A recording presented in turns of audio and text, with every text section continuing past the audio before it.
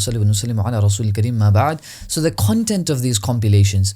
Now, it seems most likely that the content of these compilations was mostly narrations of the Prophet ﷺ, along with some of the statements of the Sahaba and Tabi'un. So it mainly seems like they were at this point compiling the statements of Nabi sallallahu alaihi wasallam only. Some of the statements of the Sahaba and Tabi'un were also being gathered. But remember, they are the Tabi'un. They are the Tabi'un at this time doing the gathering, right? The people who are... So they don't really, at this point, they don't feel the need to write down the statements of the Sahaba because they are the living embodiments of the Sahaba. And this is what I was trying to explain earlier. Like by the time Nabi Sallallahu Alaihi Wasallam's life comes to an end, we need the Quran to be compiled because he's gone now, sallallahu alaihi wasallam. But when the Sahaba are still alive, we don't need to compile yet the statements of Nabi Sallallahu Alaihi Wasallam because they are the carriers of the statements of Nabi Sallallahu Alaihi Wasallam. They are the closest generation to him. Once they go, we now need to compile Nabi Sallallahu Alaihi Wasallam's statements as well. Now, whilst the Tabi'un are still there, we may not need to fully codify. I mean, we're not saying it didn't happen, but there wasn't a great need just yet of compiling the statements of the Sahaba. But yes, once the Tabi'un are gone, then, or like the senior or, the middle group of the Tabi'un are gone, now we need to compile the statements of the Sahaba as well because that closest group to the Sahaba has gone. So either the next group remembers that link, or better still, just write it down. So at this point, statements of Sahaba were written, but not to the level as the statements of Nabi Sallallahu Alaihi Wasallam. As in, remember, the writing here is not just writing, it's official codification. So like you're making it into a book. It's not ordered yet. That happens in the next stage. It's just writing for the purpose of compilation. Order, Mawlana Abdul Rashid al-Nu'mani rahimahullah writes, فَجَمَعَ كُلُّ وَاحِدٍ مِنْهُمَا فِي الْحَدِيثِ وَالْأَثَرِ كُتُبًا وَلَعَلَّهُمَا لَمْ يَلْتَزِمَا فِيهِمَا تَرْتِيبًا وَلَا بَوَّبَاهَا تَبْوِيبًا. Thus both Abu Bakr ibn Hazm and Muhammad ibn Shihab compiled books containing hadith and athar, statements of Sahaba and Tabi'un, and it seems most likely that they did not adopt a specific order in them and did not structure them in terms of specific chapters. Accordingly, it makes sense to say that the original compilations had no specific order, as the purpose was simply to collect. Now, this is obviously one opinion. Sheikh Awama is of the opinion that these initial compilations made by Ibn Shihab and Abu Bakr ibn Hazm during the start of the official compilation were actually ordered according to Masanid. They were ordered according to Sahaba who were narrating them. So Ibn Shihab would make a category for the narrations of Abu Bakr, then the category for the narrations of Umar, a category for the narrations of Uthman, a category for the narrations of Ali, a category for the narrations of... and like that. Accordingly, it makes sense to say that the original compilation, we've read that. Now, it was also at this point, that official codification has started to happen, that the madars of the chains of narration fully start to settle. What does this mean? As ahadith proliferated to the various parts of the Muslim world, the centers of ahadith by the end of the 1st century, so around 100 Hijri, became 4 cities. 4 cities become the most important: Medina and Mecca, which we may refer to as Hijaz, Kufa and Basra. These three, Hijaz, Makkah and Medina basically, Kufa and Basra, become the 3 most important places when it comes to ahadith. I.e., all the narrators of ahadith are mainly found in these 3 places, and the Sahaba as well. Many Sahaba had settled in these 3 cities, causing the narrating and acquiring of ahadith to flourish. In fact, more than 2/3 of the chains of narrations found in the 6 famous books of hadith. So the culmination of the codification of ahadith ended with Bukhari, Sahih Bukhari, Sahih Muslim, Sunan Abi Dawud, Sunan Nasa'i, Jami' Tirmidhi, and Sunan Ibn Majah. When I say culmination, i.e., the creme de la creme books were these 6 books, right?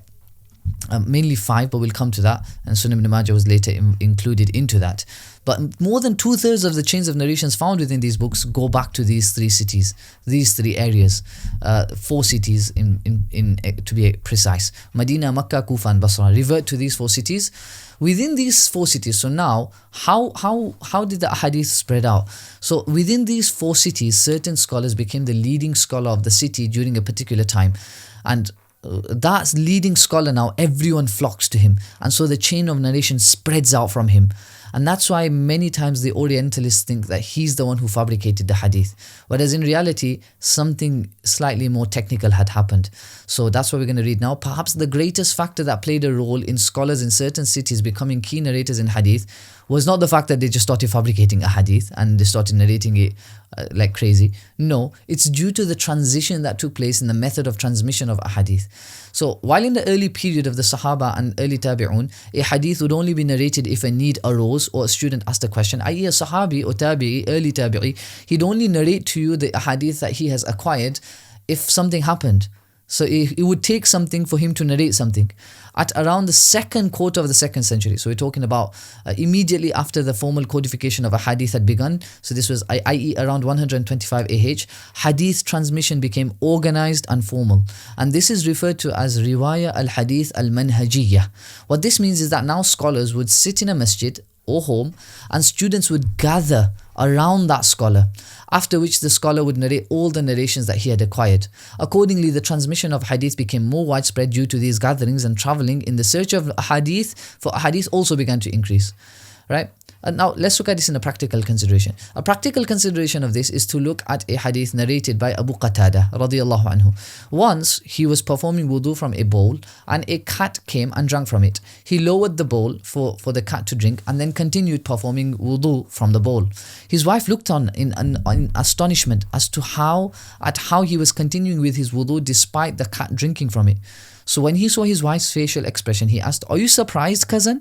When she said yes, he narrated that the Prophet ﷺ said, "Innaha laysat min najisin, innaha min at-tawafin alaykum at-tawafat." Indeed, they, cats, are not impure, rather they are from amongst those that constantly pass by you from the male and female animals.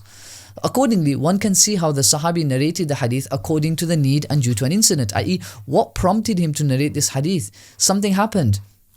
Otherwise, he may never have narrated this hadith. Another example is the famous hadith of Jibreel alayhi salam, wherein Jibreel came to the Prophet sallallahu alayhi wasallam in the form of a human being and asked a series of questions. This narration was only mentioned by Ibn Umar when Yahya ibn Ya'mur and Humayd ibn Abd al-Rahman al-Himyari came to Makkah and asked Ibn Umar regarding his view on a group of people who deny the belief of predestination. So we know the hadith of Jibreel is so famous, right? But do you know that the reason as to why it was narrated was due to an incident? Something happened which prompted Ibn Umar to narrate the hadith, which was that Yahya ibn Ya'mur and Humayd ibn Abd al-Rahman al-Himyari, they came to Makkah and they asked him about a group of people that don't believe in predestination, that Allah has predestined all the things that are to happen.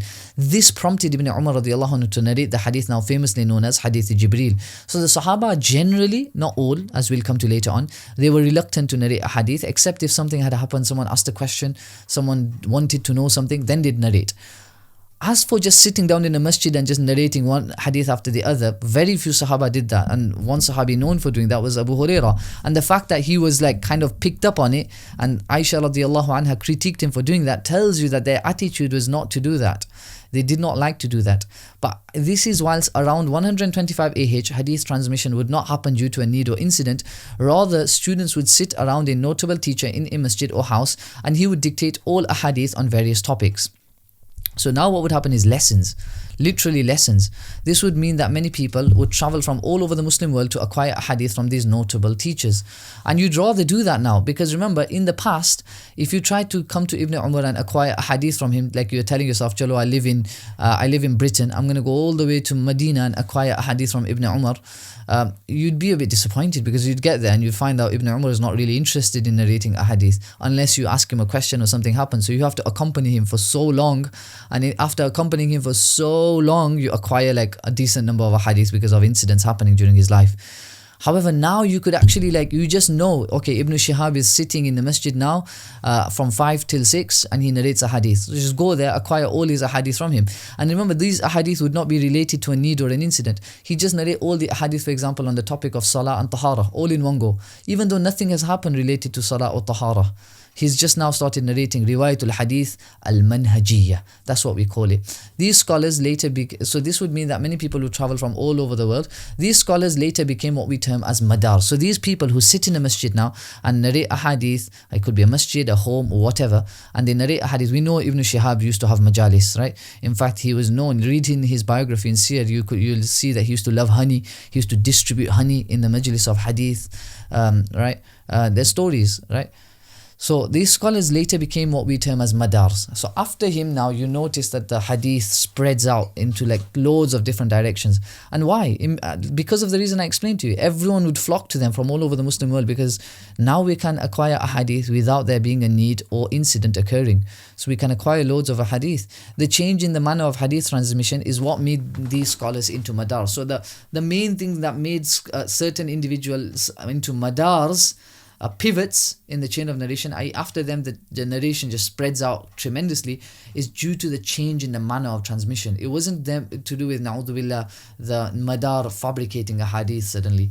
A madar is a common narrator of hadith, and it is from him that the hadith diverges into many different directions. By the way, one of the main scholars who has kind of done a really good job of proving this is Bakr Quzudishli, and I just want to show you some of these books because I'm just wondering if you're aware of them. So this is, for example, this is Min al-Nabi sallallahu alaihi al-Bukhari. I spoke about this in the previous sessions, a few previous sessions, but this is Asbabu Irad al-Hadith. I thought I had it open. I had typed it in, but it seems like it's gone. I just want to show you this book. If you want to purchase it, it should be available online. It's quite a good book. It speaks about سياق رواية الحديث في القرن الأول الهجري دراسة استقرائية تحليلية. It's written by, the tahrir of it has been done by Ahmad Sanubar, but it's written by Bakr Quzudishli, originally in the Turkish language, but then translated. It's quite a good book, and it speaks about some of these concepts that I'm speaking about here as well right now. By the way, earlier as well, Sheikh Muhammad Awama's name came, and his Tadrib al-Rawi was referenced, which was here, footnotes upon Tadrib al-Rawi. So this is this book here that I'm talking about. Tadrib al-Rawi, we'll speak more about it in the second volume of this book, but this is Sheikh Muhammad Awama's Tahqiq on Tadrib al-Rawi, 5 volumes. Really fantastic kitab. And I also spoke about Al-Imam Ibn Majah wa Kitabuhu As-Sunan. If you notice, there was a reference to that book there as well. That's this book here, written by Mullah Abdul Rashid al-Nu'mani. Another really beneficial book that I would recommend any serious student in hadith to read. You might not agree with all of his ideas, but definitely comes up with some fantastic insights into certain issues. And then there was another book that I referenced, Min al-Nabi sallallahu alaihi al-Bukhari here, and that's this book here, which at this point I don't even think I need to tell you about this book. You probably know all about it. I hope if you're a serious student in hadith, you will have already purchased this book and will already be reading it, inshallah. But anyway, so Riwayatul Hadith al-Manhajiyya. We were speaking about that. So I've written here now, and it is from him that the hadith diverges into many different directions. Before the madar, now this is something that Al-Dhahabi kind of points out in his Al-Muqidah. He's one of the unique features of Al-Muqidah of Al-Dhahabi. He's pointing out of this factor here, which is that before the madar, it's possible that the narration is a singularity, because we notice before the madar, it's like 1, 1, 1, 1. It's possible. Sometimes we can have 2. We're not saying the madar may have acquired this from 2 different sahabis. But after the madar, it is highly unlikely. After the madar, it is highly unlikely for a person to be alone in narrating from the madar, because the madar will be someone who so many people narrate a hadith from. So if you're the only one who heard this hadith from Ibn Shihab az-Zuhri, for example, how is that possible? How did no one else hear this hadith from Ibn Shihab except you?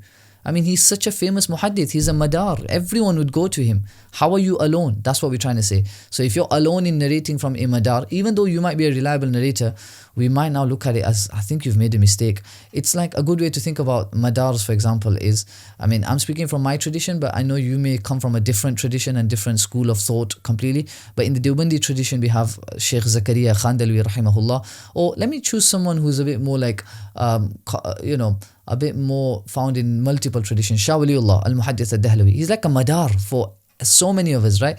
It spreads out. After him, you've got, I mean, literally, whether you're from the Deobandi school or the Barelvi school or whatever school you're from, your sanad at some point will run through Shah Waliullah, right? So Shah Waliullah becomes a madar.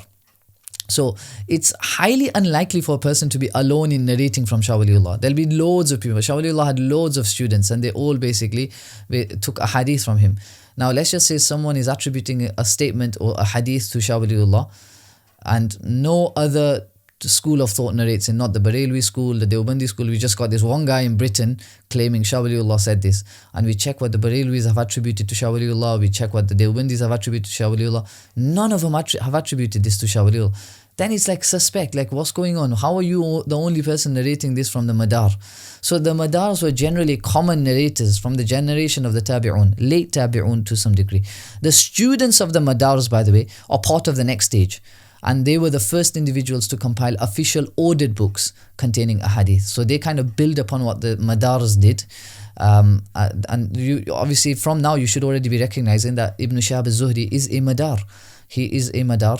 He is also one of the earliest compilers of hadith, and he's also Madar. And then his students, most of the people of the next category, by the way, those who wrote ordered books, are actually his students. Right, so his ihsan and his favor upon ulum al-hadith and the field of hadith is unprecedented. He created this generation of muhaddithun, inspired them to work on this effort of compiling a hadith, etc. as well. So therefore we have the very famous comment of Ali ibn al-Madini, who said, as summarized below at the start of his book Al-Ilal. So he says, نظرت فإذا الإسناد يدور على ستة. He says, I look at the hadith and I realize that all of them revolve, they go through either six people, one of six people usually. فلأهل المدينة, the Medina hadith, i.e. those that we notice most of the narrators of a Medina origin, they come from Medina. We notice that a hadith go through six people. They goes through usually, Ibn Shihab. وهو محمد بن. We notice for the people of Makkah, it usually goes through Amr ibn Dinar. For the people of Basra, it's usually Qatada and Yahya ibn Abi Kathir. And for the people of Kufa, we notice Abu Ishaq al-Sabi'i and Sulaiman ibn Mihran. And again, this is usual. It doesn't mean all of them, but usually we will notice this pattern. Then ثم صار علم هؤلاء الستة. Then the narrations of these six went to these 12, or you could say 12 people who then wrote ordered books. These 12 people essentially wrote ordered books. ثم صار علم هؤلاء الستة إلى أصحاب الأصناف ممن صنف فلأهل المدينة. So أهل المدينة, the people narrating from Ibn Shihab, from probably one of the most strongest narrators from Ibn Shihab, if not the strongest, was Malik ibn Anas. Then you have Muhammad ibn Ishaq ibn Yasar. For the people of Makkah, those narrating from Qatada, narrating from Amr ibn Dinar, apologies, would be Abdul Malik ibn Abdul Aziz ibn Jurayj and Sufyan ibn Uyayna. Yes, there may be some interlap as well, by the way. We're not saying Sufyan ibn Uyayna doesn't narrate any ahadith from Ibn Shihab, but what we're just trying to say is that the pattern that, the cities would kind of stick to their traditions, and we notice that these are the main leaders of the narrations of a hadith. These people in this category, we will see them again very soon as part of the next category, right? And then we have, for the people of Makkah, you've got Sufyan ibn, for the people of Basra, Sa'id ibn Abi Aruba, Muhammad ibn Salama, Abu Awana, Shu'bah ibn al-Hajjaj, Ma'mar ibn Rashid. Kufa, Sufyan ibn Sa'id al-Thawri. Sham, you've got Abdurrahman ibn Amr al-Awza'i. For Ahli Wasit, you've got Hushaym ibn Bashir. So, and this is the translation of that comment, that I saw that the chains of narrations of most authentic narrations revolve around, i.e. go through six people, the Madars basically. For the people of Medina, you've got Ibn Shihab. For the people of Makkah, Amr ibn Dinar. For the people of Basra, Qatada ibn Di'am and Yahya ibn Abi Kathir. For the people of Kufa, Abu Ishaq al-Sabi'i, Sulaiman ibn Mihran. And then the knowledge, the hadith of these six people went to the 12 people of ordered writing, or the people of ordering, who wrote ordered books. And these were, for the people of Medina, Malik ibn Anas, Muhammad ibn Ishaq. For the people of Makkah, Abdul Malik ibn Abdul Aziz ibn Jurayj, Sufyan ibn Uyayna. For the people of Basra, Sa'id ibn Abi Aruba, Hamad ibn Salama, Abu Awana, Shu'bah ibn al-Hajjaj, Ma'mar ibn Rashid. And for the people of Kufa, you've got Sufyan ibn Sa'id al-Thawri. For the people of the Levant, you've got Abdurrahman ibn Amr al-Awza'i. For the people of Wasit, you've got Hushaym ibn Bashir. Now the hadith kind of spread on from these 12 as well. I.e. the common narrators from these 12 would be these scholars here, but we'll look at that inshallah in the next session.